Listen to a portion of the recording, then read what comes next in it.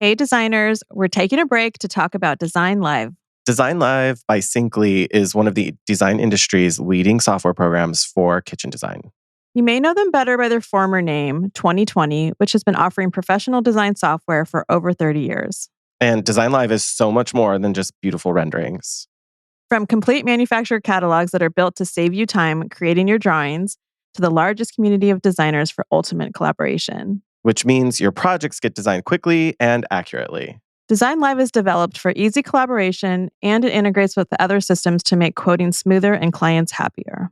Book a demo with an expert today at syncly.com/HYDC and save $200 on Design Live using coupon code HOTPOD200 until August 31st, 2024.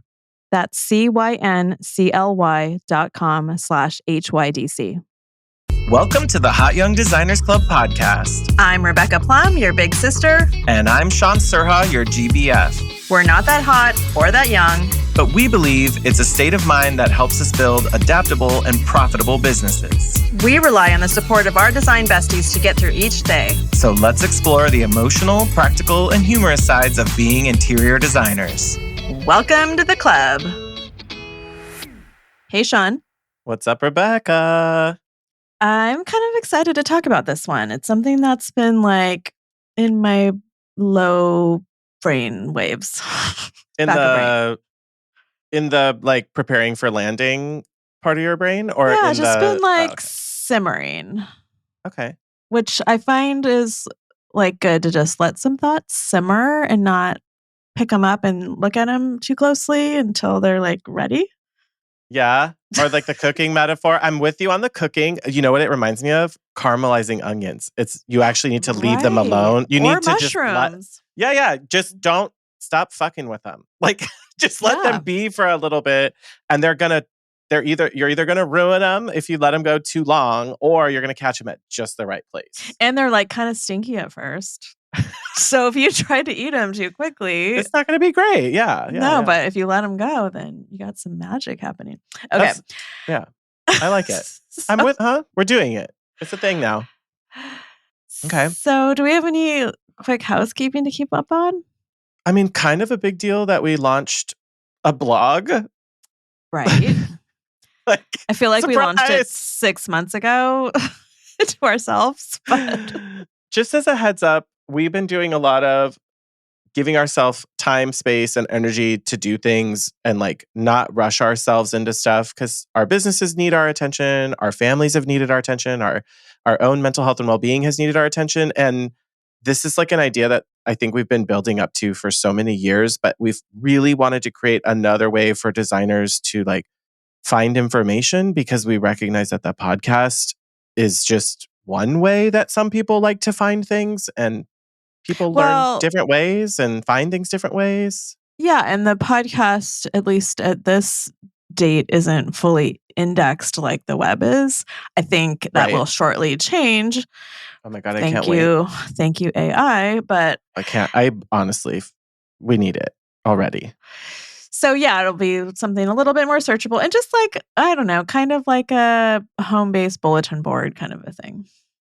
Yeah. So industry news, updates from us. We're going to be highlighting other designers on the blog and sharing. Like, we're trying to just create a space where designers can go to for all sorts of information related to our industry.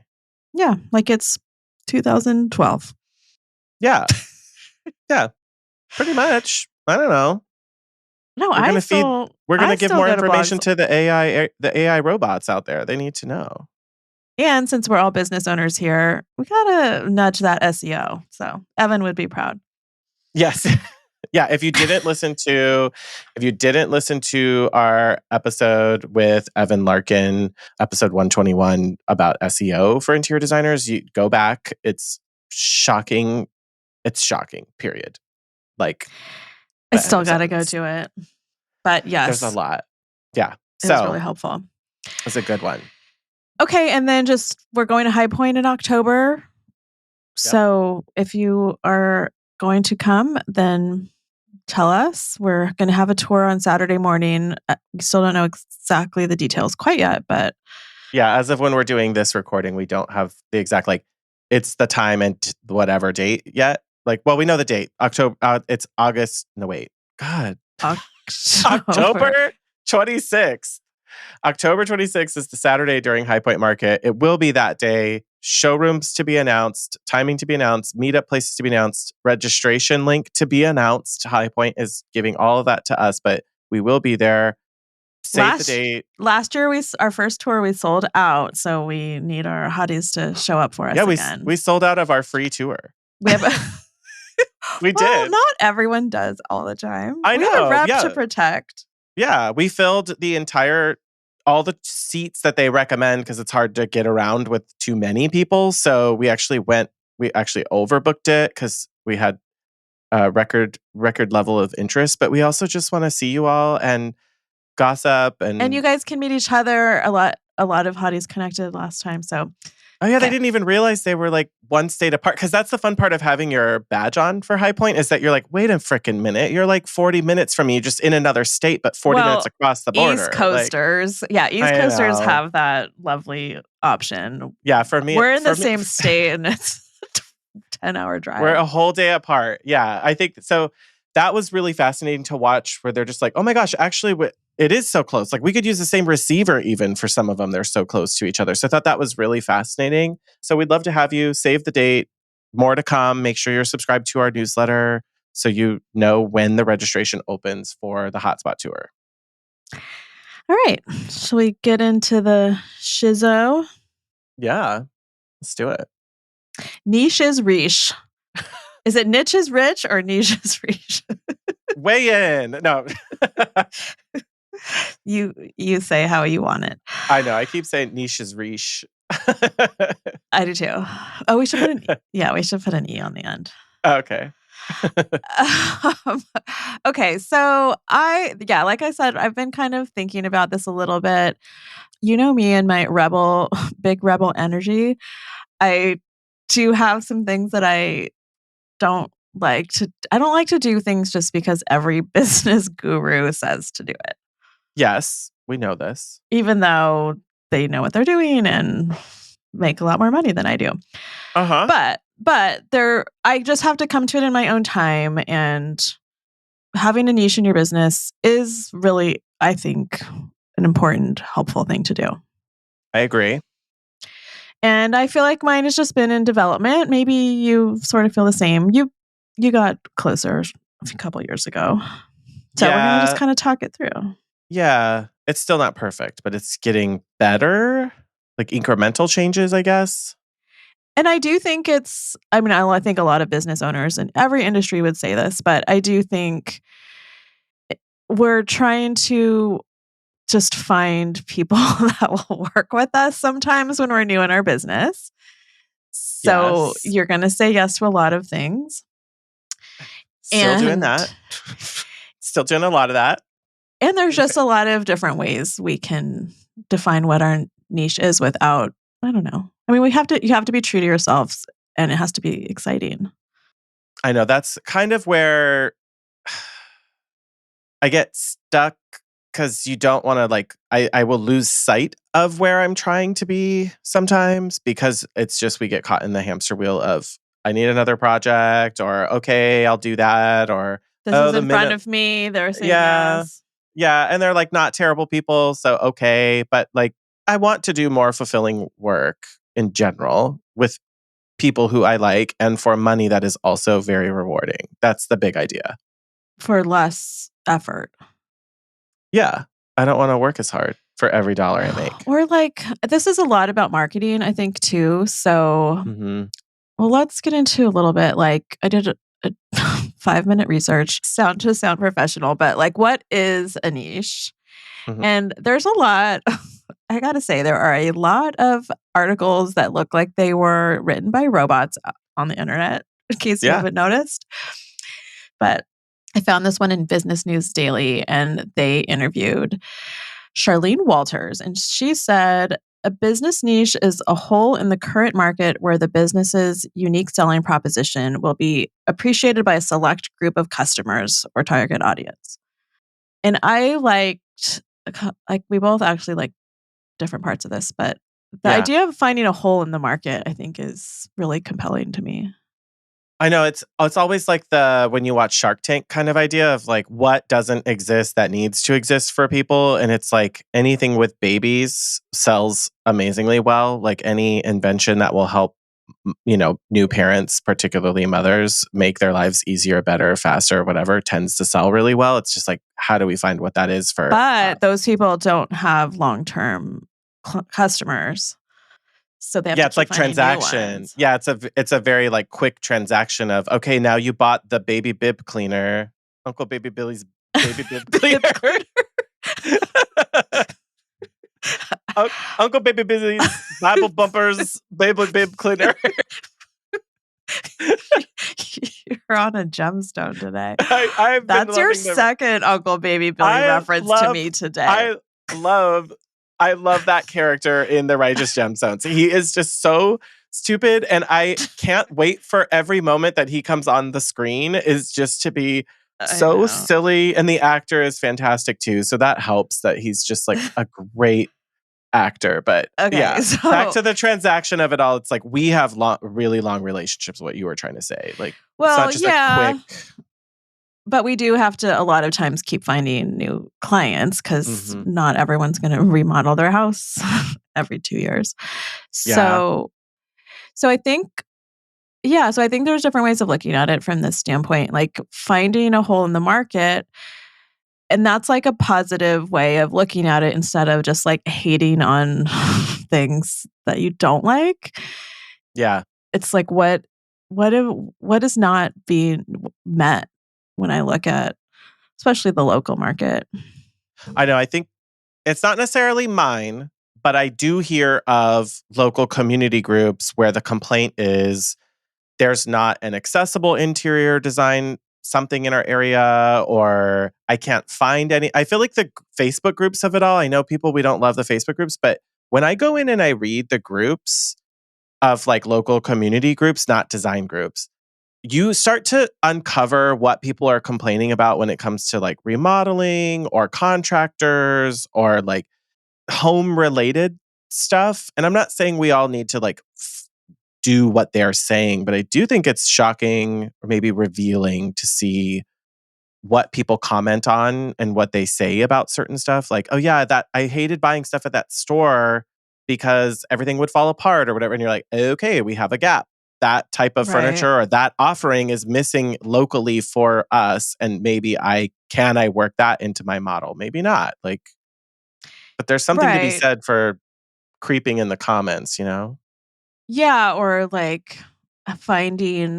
recognizing when you have a need yourself that isn't being met. I mean, I think that works really well with like when I'm looking for a piece of furniture and I can't find it. And that just means like I need to customize it. But does that also mean that there's a way that I can sell that to others? The answer is yes. And the answer is to the hotties. If you are not already having a little, the notes app in our iPhones, I just have a note in there that's called like furniture. And whenever I am struggling to find something or source it for whatever reason, if I have to really dig to find it, then I add it in there as like, this is something that either I could make custom or one day have a licensing deal or build something around it. But that's sort of my like, if I had to make my own type of sofa, that goes into my little folder. Like that's my intellectual property, or that's your intellectual property if you created a custom piece of furniture. So like that's a niche, just even going further down granular of like product itself. Right. Yeah, and so there's different examples of like what a niche could look like in our industry. It could be product related, like maybe you're just a designer that makes custom sofas and you can kind of like dabble around those pieces like we kind of do in our showroom. Yeah. Like people will come in for a sofa, but we're like, can I show you the rug situation? Yes. Can I interest you in a lamp? Yeah. Yeah. I love lamp. I love lamp. So some typical examples, like you were mentioning, could be around price. Yeah. I I mean, be cautious with this, hotties. Yeah, I don't want to be known as like the bargain basement designer, but if there are a lot of really like if I'm in Beverly Hills and there's a lot of very skilled, experienced larger firms that are charging 300 something dollars an hour or more, I would come in and I would be filling in a need potentially because there aren't as many accessible firms for people. Right. And with the use of technology, we have an upcoming guest that will be talking about this a lot. But with the use of technology, you could find ways to really, really narrow in on what you're offering, Yeah. put some boundaries around it, and like use AI and different tech to just like get in and get out and make it really clean and easy and profitable. So for sure, you can do that. Just don't give Yeah. away the farm and Yeah. kill yourself like with work. Yeah, you wouldn't want to be doing like full service ground up construction design for a bargain basement pricing. Like No. the value add and the deliverable need to kind of align there. Yeah, there's definitely ways to do it. And I do think that is getting easier if you can like harness the power of technology. Yeah. Yeah, because one of our Patreon members has talked about wanting to only focus on virtual or distance based design work because they have some health things and they just don't want to do that anymore. They only want to do that type of work. It's like there's a market for that if people know that's all you do. Yeah, and like I've talked before, I haven't talked about it in a while, but like I have a future fantasy like semi-retirement plan would be to just consult only and you want me to come to Home Goods with you? Like, let's go. Here's my hourly rate. Like, I don't care. Like I'm just Just gonna like have a little whatever you want to tap, do. You want like you hold out your phone, you're like tap here to transfer payment, like I bing, mean, kind like of, but like, no, I'm not doing any homework. I'm not doing any floor plans. I'm not there's going no home follow and up at all. doing any late night work. Yeah, like Yeah. we'll go to the flooring store, we'll go to the tile store, like whatever. We've seen those designers, well, in a similar way, the designers at High Point who bring a client and they just walk around basically creating the shopping list. And I know they're involved a little more than what you're saying, but Yeah. they're like, I'm not going to F around for months doing concept presentation, whatever. I'm just, you come, we're going to pick all the stuff we need on the list. We're going to place orders. We're going to do the whole thing. And so for some of them, I'm sure they're securing the bag like very securely on that. Like, Yeah, I mean, that could even be like a luxury service if you have it positioned mhm, right. I mean, and it's very client based. I have a client now that I would absolutely do that with. But yeah, before I've met this person, I don't know that I would have said that's a good idea. yeah. But it just involves mutual respect, knowing the terms of the agreement.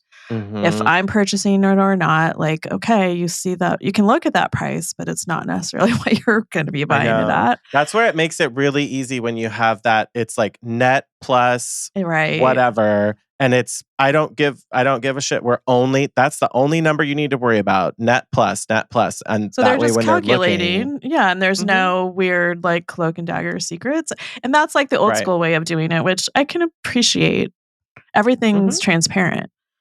And you know that like those that level of clientele would know, oh, this is how it works because that's how a lot of stuff works. Right. That's the And they entire resale wholesale market I works. mean, now that I'm saying this out loud, like it might actually be kind of the way to go again. Not really. I know we don't want to disclose our pricing publicly or anything like that, but it is kind of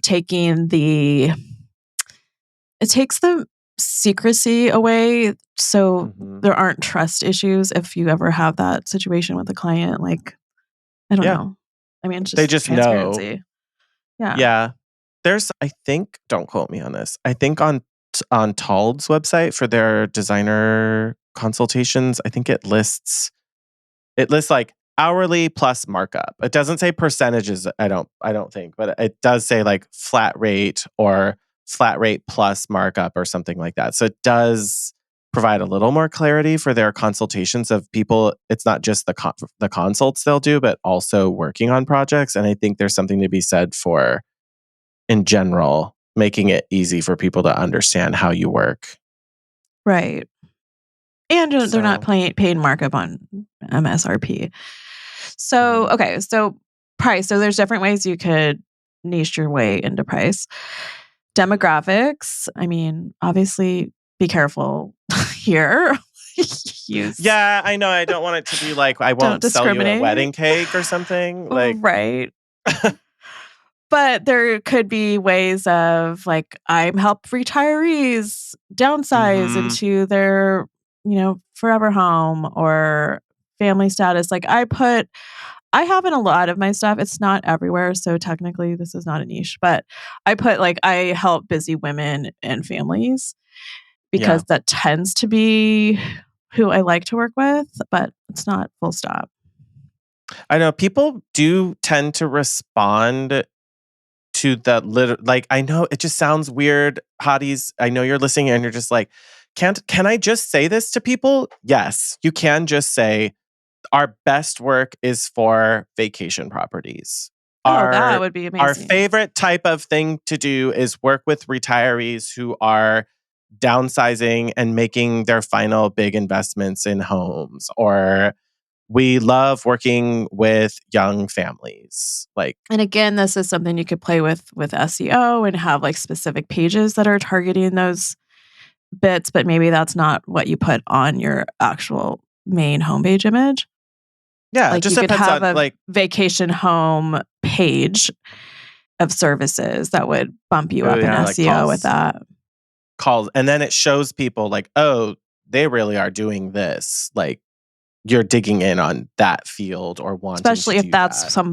if that's what someone's looking for, you'll pop up. Yeah, it would lend more confidence. I have noticed more confidence with my clients who are in older revival historic style homes, even if they're not in a historic district, but it is a revival style or like from the 30s, 20s, 40s.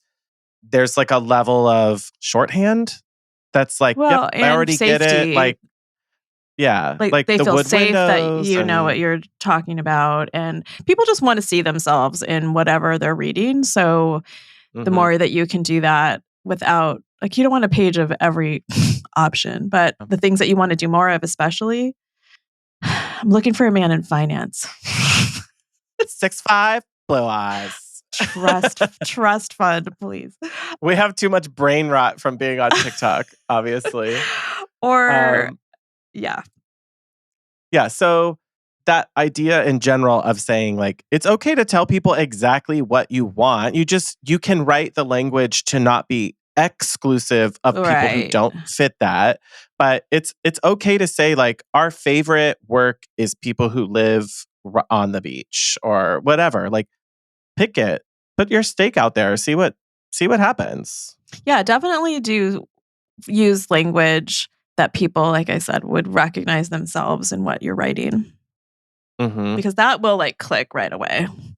I know, because the change happens when you start moving to like when I look at like wreath design. Mhm. When I look at their portfolio now, it is a very unified portfolio, and I have an idea of what to expect from any project they work on just from seeing that. So I think that's like a quality level, not necessarily it is somewhat aesthetic, but there is like a minimum quality level that their work would be known for, and being niched Right. in on like these are the aesthetics, these are the things we source, these are what we do. That in and of itself is a niche. If your design style can really be pulled into that, that's helpful, but they probably need to see how that is your niche on a couple different projects before it feels cohesive. Right. Like if I just put I only work on high end luxury homes and I don't have any Better of that have on my them. website. I mean, it's hard to like get started, but you can just be Yeah, building towards that. That's why developing this niche and knowing kind of what you're trying to get to, because right. that should be all you're showing. Yeah, because like a level of quality, those design firms are also interviewing the clients just as much. Like I agree. I mean, we should all be doing that, but there's for sure minimums, minimum of entry, like their Oh, yeah. price, all of it, level of Yeah, project size. and that's part of that. I know everyone wants to say that their niche is like affluent customers. It's like, okay, we would all love that. But what about them? If it's like, who specifically is even more Or important than? or style. So another example would be your design style Mhm. or a component of it. Like that's what I'm more working toward. Like I guess you're saying your niche is more in the project type, well, or the home architectural style. Yeah, more in the home and the architecture itself. And I haven't articulated it well, but I'm embracing I'm embracing this idea. Like I've heard it several times in comments like, "Oh, the queen of color." Like I'm not actually the queen of color, but I am known for using a lot of saturated color in my projects. Right. So I'm embracing that a little bit more, and that would be like the stylistic side of it. Versus And I that's don't because want to you be want to known. do that. I do, and Okay. I want to, but I've also realized it definitely is an attractor to clients. I've gotten a Mhm. lot of my clients the last year based on that. Yeah, Based like on they're some kind telling of you. like, well, or they're finding me. Like one of my big clients right now, that she's in another state and she found me because I had a really colorful project on my Instagram. And a lot of them. Like my own house Mhm. is very colorful, so that's where it starts. But on that same note, my own house is also known for it being a mid-century ranch, and that Right. I don't want to be known as that Don't solely. wanna be the mid-century modern queen of color? I want it to be in the mix, I guess, because there are a lot of mid-century ranch homes in my area and Yeah. of nice size. But no, I don't want to be niched in mid-century first because I mean, first of all, it's getting into preservation sometimes that's not And what I wanna do.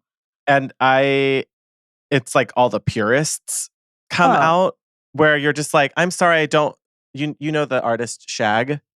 yeah. Yeah. Okay. Like that, where it's like Mm, hokey. kitsch, yeah. Yeah, It's it's not, kitschy. like, It's atomic like style. yeah. It's like Jonathan Adler a la 2010-ish Which kind of some of era it, of mid-century.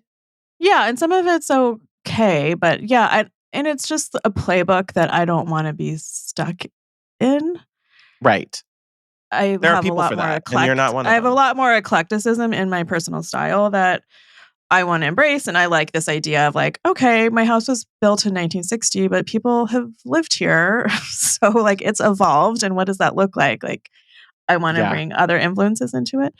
And there's a lot of different kinds of mid-century style, like Hollywood Regency or whatever, like, that was there's a lot of different things that are still considered 1960s, but it's not just Yeah. mid-mod.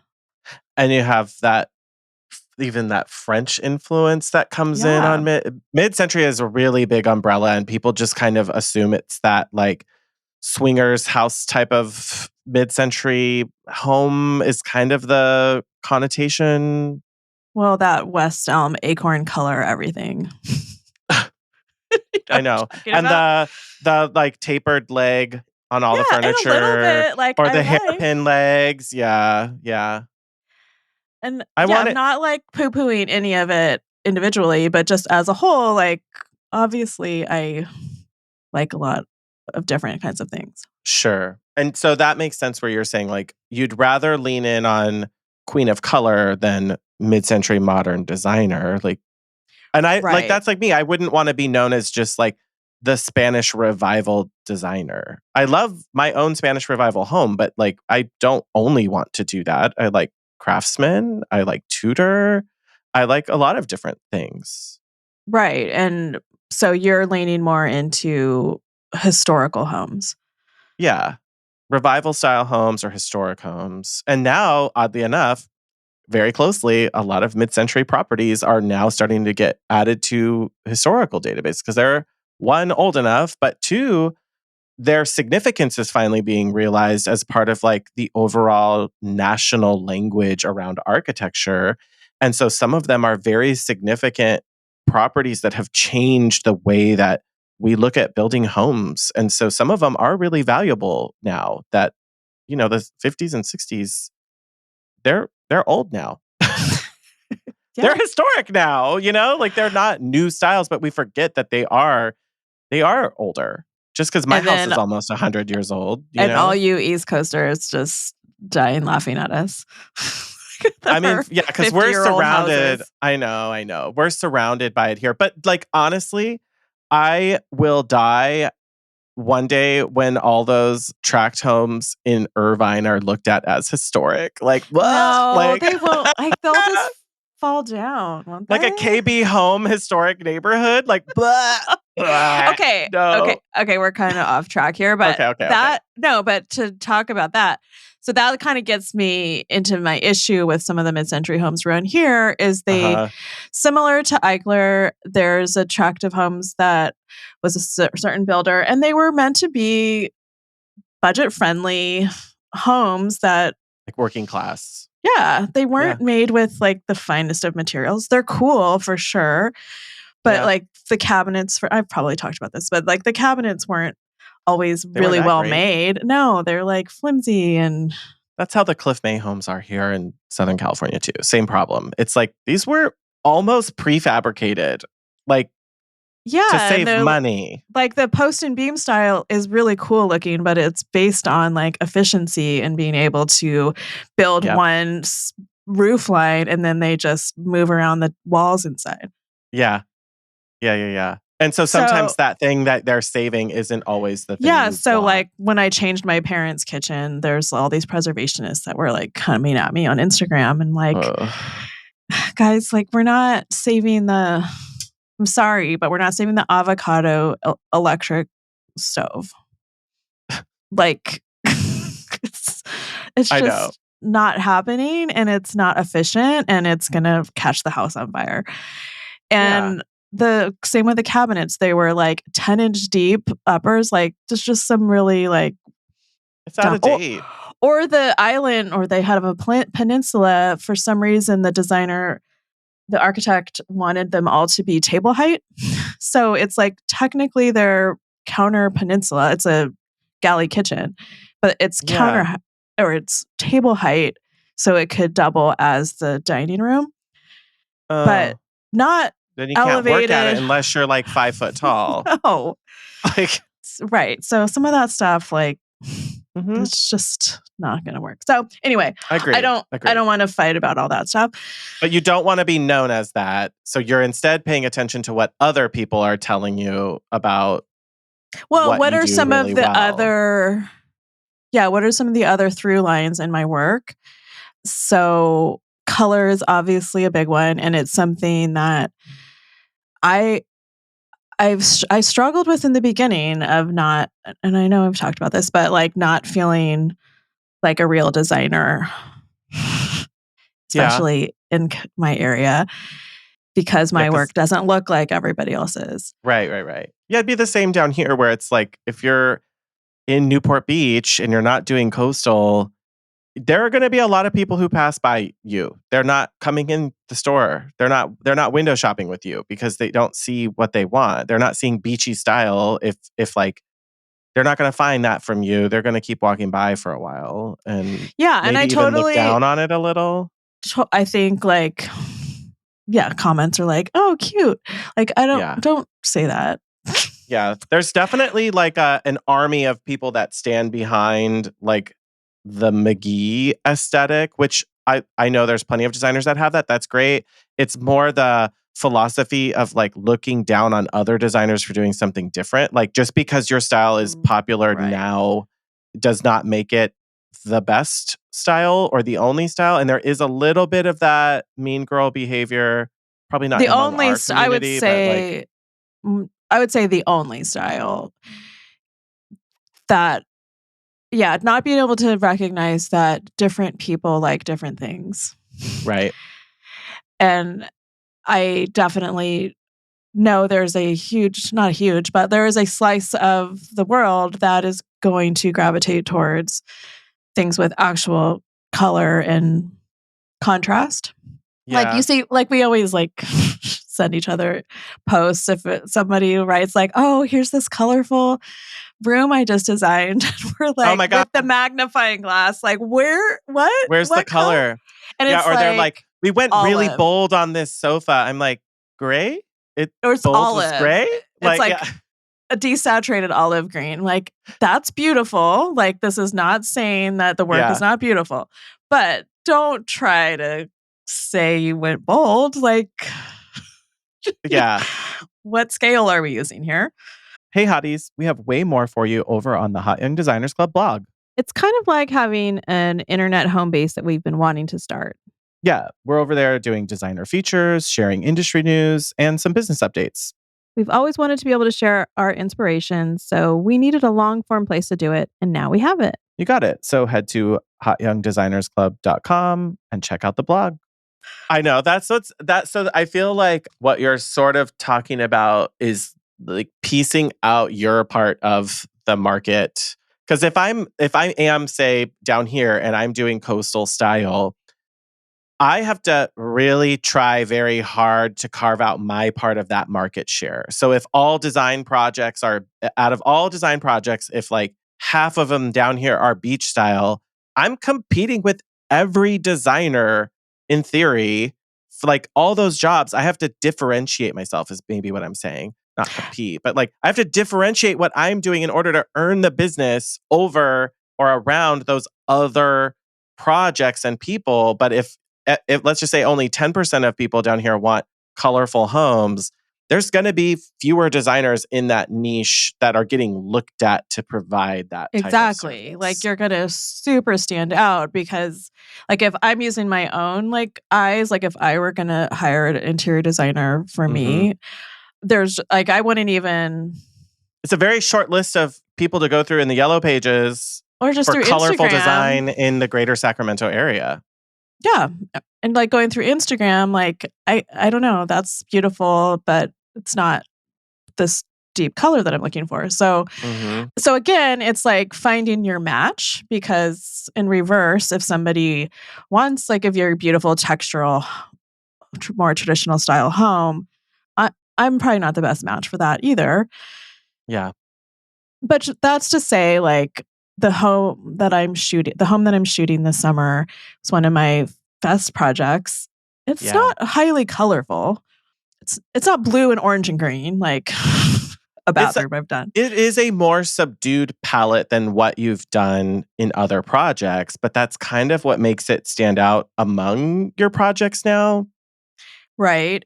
And so that's again why I'm still like defining this idea of it's not just color. What makes a studio plum project a studio plum project? And I'm trying to like have this question in my head as I'm designing things right now.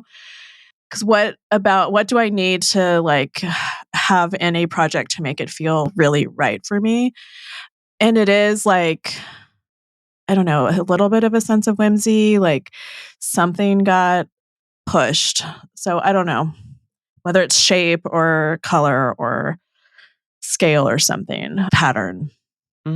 So I'm figuring that out. There's something happening there. I feel But there's two things. Like, there's the inward words that I think we all need to think about. Like what is the internal filter that we want our projects to have as we're working on them?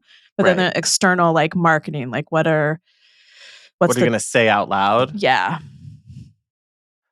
I feel like that part of it was what we were talking about earlier, which is like put the stake somewhere, draw the line in the sand somewhere and say that out loud. And that's hard because I think a lot of designers are scared of picking that voice and that direction and losing business. And I know we know that feeling too. It's a real feeling. It's a thing.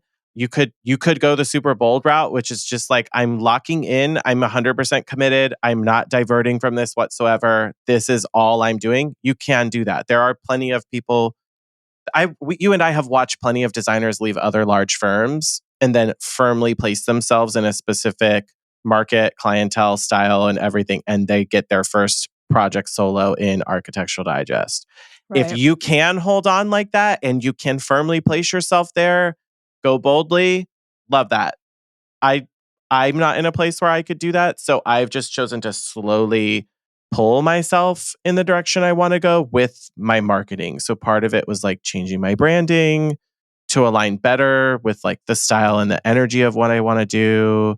But you are also saying that in your tagline that you work on Yes. old homes. Yeah. And the idea of a target isn't that you're going to hit a bullseye every time. Like, you need to Oh set the yeah. target, and then there's going to be, you know, Some people are going to land outside of it. land outside of it, and that's totally fine. I've had a few clients tell me, we know the worst thing we can do is ask you to design a white kitchen.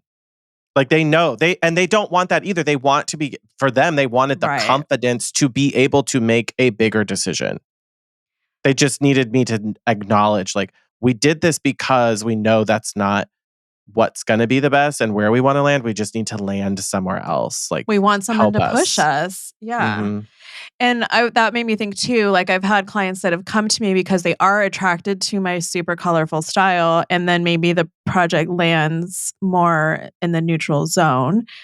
Hmm. And that's totally fine too, because I'm here like making, like, my goal is to design homes that people love. So, like, Yeah. ultimately, period. Like, I don't want someone to fight me and hate Like, something. why did we say yes to everything Rebecca recommended, and now we just like where we live every day? Yeah, but yeah, probably if somebody just wants a white and beige kitchen, like, you and I aren't the best, That's not for me. not the best people for the job, but we're not. I could do it, but I'm not going to enjoy it as much as I would doing something else. That's for me where it Right. comes down to. I can do it. I could make it beautiful. It'll be the best beige kitchen anyone's ever seen, Yeah. but so I think I talked with it was a local designer who's starting to move more on her own. And I was talking with her and she's like, but I look at, I'm telling her this idea too of like, I'm slowly trying to move the needle. Like I'm trying to keep getting everything going this way. And she was like, I mean, when I look at it, it seems like it's already there. But that's just because I have very carefully curated the projects and the photos that are on my website now. So I'm making sure that like in the prime locations where like the hero shots of any page are going to be more of what I want people to pay attention to. And I might share the rest of projects elsewhere in my portfolio page, but on those like really big key moments, Right. the First imagery, impression. yeah, like that needs to match. And it doesn't have to be finished projects. It could even just be like all of the mood boards you put together. You throw in a couple fake ones, made up projects that aren't really happening yet, but like guide the direction that you But want people to see. Like, not like Midjourney AI. no, do actually do a mood board, like Like, physically and your tangibly actual make work one. somehow. Yeah. Yes. So I feel like that's like if those things can speak to the ideal client, the people who it's not meant for start trickling away from it because they're not seeing what they want in the imagery. And that's what you want. Ultimately, that's what you want to happen. You don't want 100 calls from people who don't match. You want one really great call from people who do love exactly what you're doing. Right. And it could also, back to like examples, it could also be the size of project. So I only Mhm. do new builds, like that could be your niche too. And that would really bring a sense of comfort and safety to somebody about to go through that. Right. It's like either full home remodel or full new build. Like, Yeah, put those words in the mix. yeah, because if I saw that in an investment guide or on a services page or something like that would really call attention to, am I the right person to inquire with this designer or not? If I'm just a consumer looking around, it would really make me stop before I put in an inquiry to know, oh, they don't want what I'm trying to do. They don't want the little powder room. Right. Yeah. Or provide a smaller service for that stuff if you want. Yeah. So, what it really helps with, like why niching is really helpful, is to help with marketing. And so, like, where are places that we should be really putting that filter on? It needs to be definitely, like you were saying, your website, but then all of your promotional materials. Like, it doesn't necessarily have to be a tagline. Like, you have a cute tagline, Right. but Thank you. and it's what is it exactly? It's cool old homes for distinctive characters. Yeah, so you're saying exactly what your niche is in your tagline. So that I think is helpful, and then it just becomes part of your branding.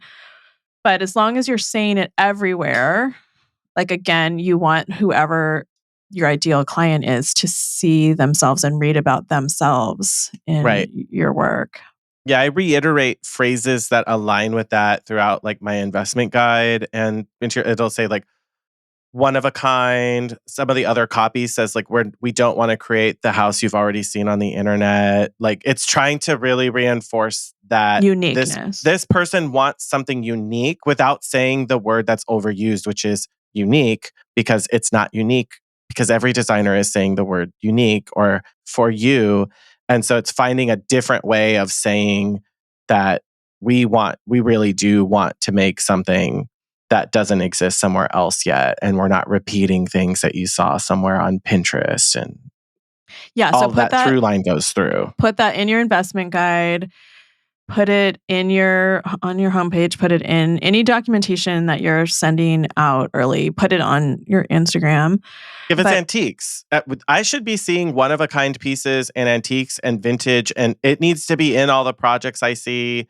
It needs to be highlighted. You need to talk about the value and the joy and the love of antiques, because people who want them really want them for the authenticity, the provenance, the story, they want all that. They're in love with it. yeah, and they wanna know that you understand that Yeah, and will like you're in the club. yeah, and you'll take care of theirs if they have valuable Mhm. pieces. And again, like, you have to edit your portfolio. So if Yeah. like, I know we've talked about this before, but if you have stuff on your portfolio that you do not wanna repeat, like a white kitchen, for instance, if you Yeah. don't wanna do white kitchens anymore, take that shit down. Totally. It's hard, especially if you don't feel like you're lousy with finished projects. But you gotta people would rather see 3, like, perfect fits than, like, some weird outliers that they're trying to make sense of. Like, they're trying to I understand know. you. It's Yeah, there's even more confusion created like that. I've noticed a few designers, don't ask me right now to say it, but I've been paying attention to designers I admire, and every once in a while I'll go through, look and see if they have new projects in their portfolio or stuff like that. And I've noticed a few of them continuing to like get rid of projects that I know were there in the past, but what they've done instead is like maybe 1 out of every 10 images from those past projects were closer to the thing they wanted. Maybe they just did like a really great entryway in a project. They're Mm. keeping they're either like making a feed where they're just like selected works, and it's just a Mm. loose feed of like These are the their photos I favorite. like. Yeah, like this Yeah. is the ones I want you to see. Or they've even done like selected works as its own project. So it's like a collage portfolio project where it's like, here are some of our favorites from past projects, but they're not Just little showing moments. everything. And I Yeah, think that's that's cute. also totally okay to do. Like if you're looking at your portfolio and it just feels disjointed, you might go through and just like circle or highlight the ones that you're like, if these came together, they have a similar language or story to tell, and it may make it easier for a client to be able to see what you're trying to do. And so don't be afraid to Yeah, hide some stuff, I like like put that some stuff idea. away. Well, it's curating. So, dumb story, but I've been, for some reason, on this deep binge of the new Kardashian show. Not the new, it's not Oh, new really, but just the Hulu version, not their old ones. So I've been catching okay. up with the Kardashians. You've been catching up on And keeping up with them? yeah. I mean, whatever. Think what you will about them, but they are just like fascinating to watch. That's why they're bazillionaires. But there was one of the seasons, she was invited by Dolce and Gabbana to have a curated collection. So it became a big drama with the family, but of course it did. She basically worked closely with them to go through their archive and create a Kim show. So she made her own show out of their archives based on her own specific aesthetic. So it's all existing Dolce and Gabbana stuff. Right. But she styled it, which was a huge part of it, and brought pieces together from different collections and stuff, which was really cool. So it was like a really kind of cool process to kind of get a glimpse of.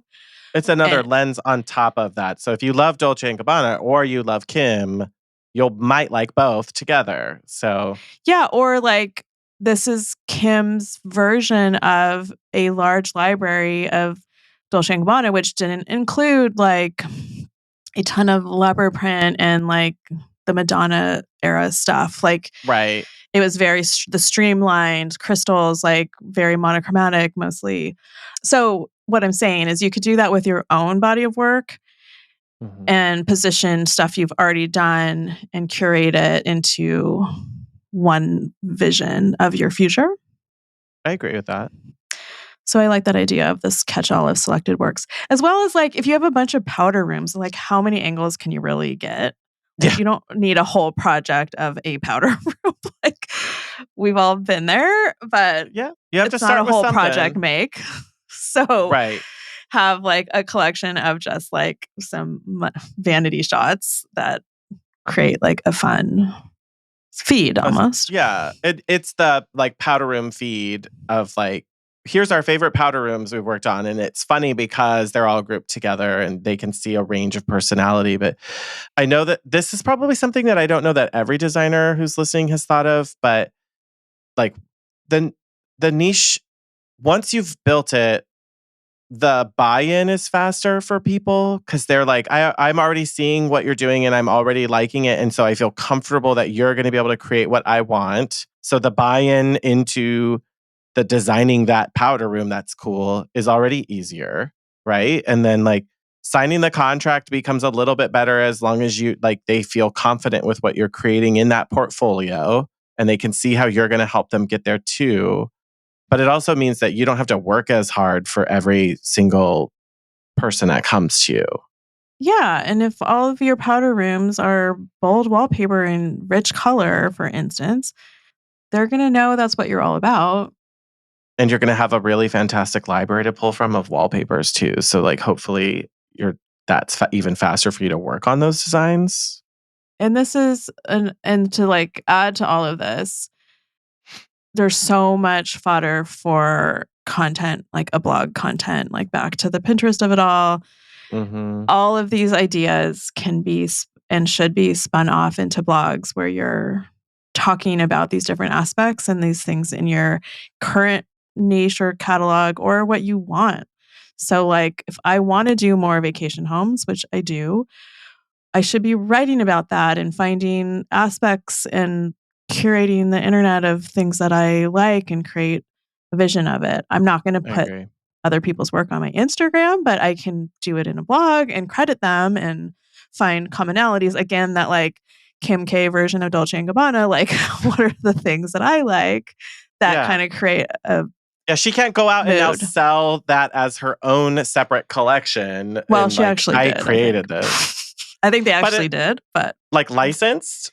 Yeah, I think they put her name on a lot of this stuff. But they were making money off of that. Oh, no, it's versus like licensed she's through taking, them. like, no, now not these are her mine. own. Yeah, they're my creations and my intellectual property, and now I'm going to take them. But I think that, I don't know. I mean, that's the big idea is like better clients who like what you do, who trust the process more, who are easier to get to agree to things during presentations, so fewer revisions, and then you might need conflict.